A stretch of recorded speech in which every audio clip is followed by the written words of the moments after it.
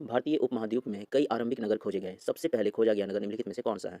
हड़प्पा है या मोहनजोदड़ो या लोथल या सोतकाकोह? तो ये है हड़प्पा।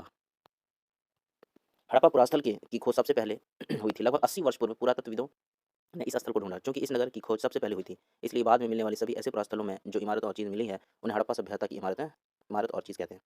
इस शहर का निर्माण लगभग 4700 वर्ष पूर्व हुआ था। हड़प्पा पुरास्थल निम्नलिखित में से किस स्थान पर है? तो हड़प्पा पुरास्थल अभी पाकिस्तान वाले पंजाब में है। लगभग 150 वर्ष पूर्व जब पंजाब में रेलवे लाइन बिछाई जा रही थी, तो इस काम में जो जुटे इंजीनियर को अचानक हड़प्पा पूरा स्थल मिला, जो कि आधुनिक पाकिस्तान में है। इंजीनियर ने अच्छी ईंट की तलाश में हड़प्पा के खंडहरों से हजारों ईंट उखाड़ ली। इससे कई इमारतें पूरी तरह नष्ट हो गया।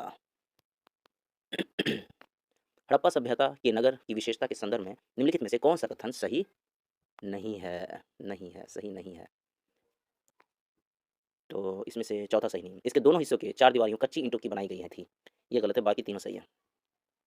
हम्म कथन ए बी सी सही है, परंतु कथन डी गलत है, क्योंकि इसके दोनों हिस्से की चार दीवारियां पक्की ईंटों की बनाई गई थी।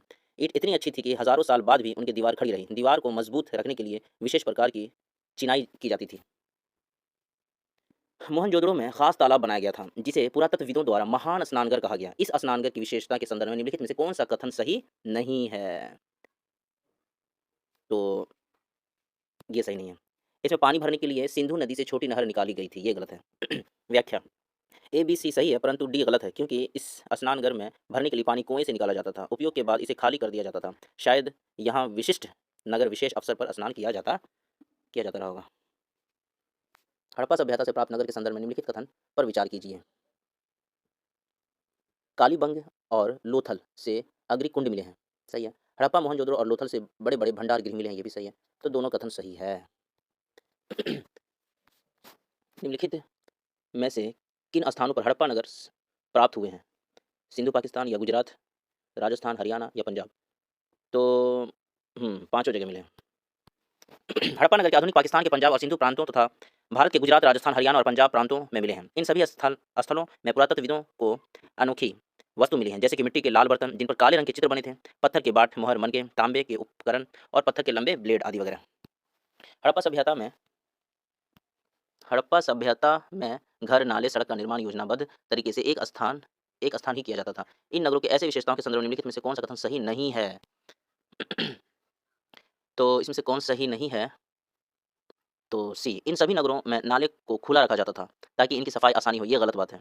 ऐसा नहीं था, किसी कारण से खुला था। इसका व्याख्या है ए बी और डी सही है, किंतु सी गलत है, क्योंकि इनमें से कई नगर नाले ढके हुए थे। नाले के ढके होने के कारण इनमें जगह जगह पर मेन हॉल बनाए गए थे, जिनके जरिए इनकी देखभाल की जा सके। अक्सर घरों में नालियों को सड़क की नाली से जोड़ दिया जाता था, जो बाद में बड़े नाले में मिल जाती थी। यहाँ के घर के आंगन के चारों ओर कमरे बनाए गए थे।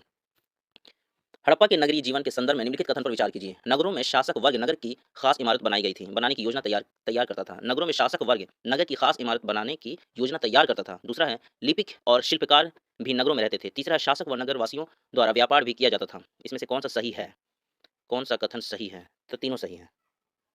उपयुक्त तीनों कथन सही है। हड़प्पा के नगर में नगर की खास इमारतों की योजना में जुटे रहने वाले लोग यहाँ के शासक थे। ये शासक लोगों को भेजकर दूर दूर तक धातु, बहुमूल्य पत्थर और अन्य उपकर उपयोगी चीज मंगवाते थे। अतः यहाँ शासक व नगरवासियों व्यापार भी करते थे। नगर के शासक वर्ग के अलावा लिपिक व शिल्पकार भी रहते थे।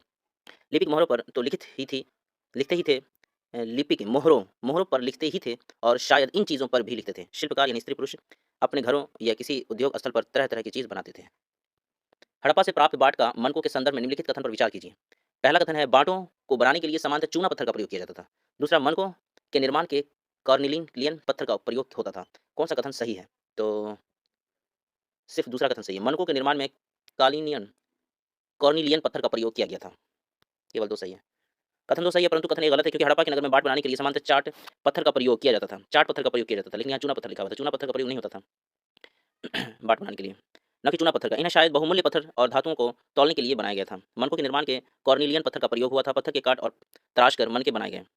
इनके बीच छेद किए गए थे ताकि धागा डालकर माला बनाया जाए। निम्नलिखित में से किस हड़प्पीय स्थल से एक कढ़ाईदार वस्त्र पहने एक महत्वपूर्ण व्यक्ति की पत्थर से बनी मूर्ति प्राप्त हुई है? तो मोहनजोदड़ो। व्याख्या, मोहनजोदड़ो से एक महत्वपूर्ण व्यक्ति के पत्थर से बनी मूर्ति मिली थी। इनमें से कढ़ाईदार वस्त्र पहने हुए दिखाए गए हैं। हड़प्पीय नगर शिल्प के संदर्भ में निम्नलिखित कथन पर विचार कीजिए। पहला, सोने और चांदी के गहने बर्तन बनाए जाते थे। दूसरा, तांबे और कांसे से केवल औजार और हथियार बनाए जाते थे। तीसरा, मोहर्य बनाने के लिए पत्थर का प्रयोग किया जाता था। इसमें से कौन सा कथन सही है? तो बी 1 और 3 सही है, यानी कि सोना और चांदी के गहने और बर्तन बनाए जाते थे, सही है। और तीसरा मोहरे बनाने के लिए पत्थर का प्रयोग किया जाता था, सही है। लेकिन दूसरा कथन गलत है, क्योंकि केवल लगा हुआ है। तांबे और कांसे केवल औजार और हथियार बनाने के लिए किए जाते थे। ये गलत है। ये रहा अपना व्याख्या।